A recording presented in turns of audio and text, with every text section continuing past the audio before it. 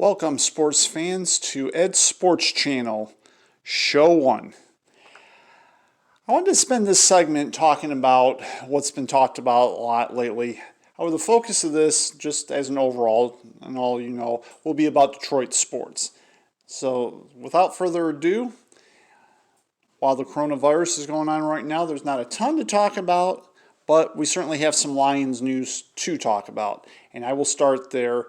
And the biggest thing being talked about, I would say right now with the Lions, which has been for the last few days, has been none other than Darius Slay signing his contract with the Eagles.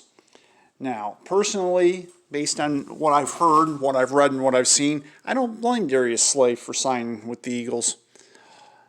Not at all, or wanting to be traded.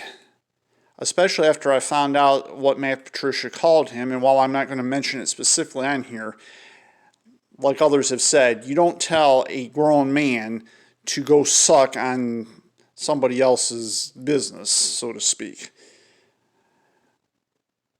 So with the disrespect that Darius Slay is showing by Matt Patricia, and probably by a lot of the Lions organization outside of the players, you can hardly blame him for being traded, for sure, especially in prime.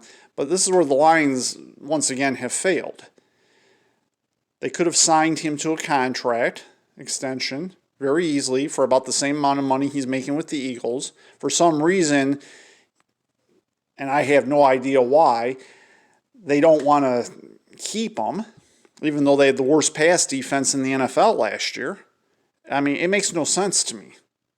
Why? Because Darius Slay didn't fit some mold? To me, he's a 3-time Pro Bowler. It makes him a hell of a player. You hang on to players like that. You hang on to talent, and the Lions have a tendency to let talent constantly and consistently slip through their fingers. So, I mean, I wish Darius Slay Jr. well, and it's really sad what happened to him as far as I'm concerned. It's embarrassing being a Lions fan, what Matt Patricia actually said, but that's another story for another time. In the next segment, I'll be talking about Tom Brady and what he decided to do.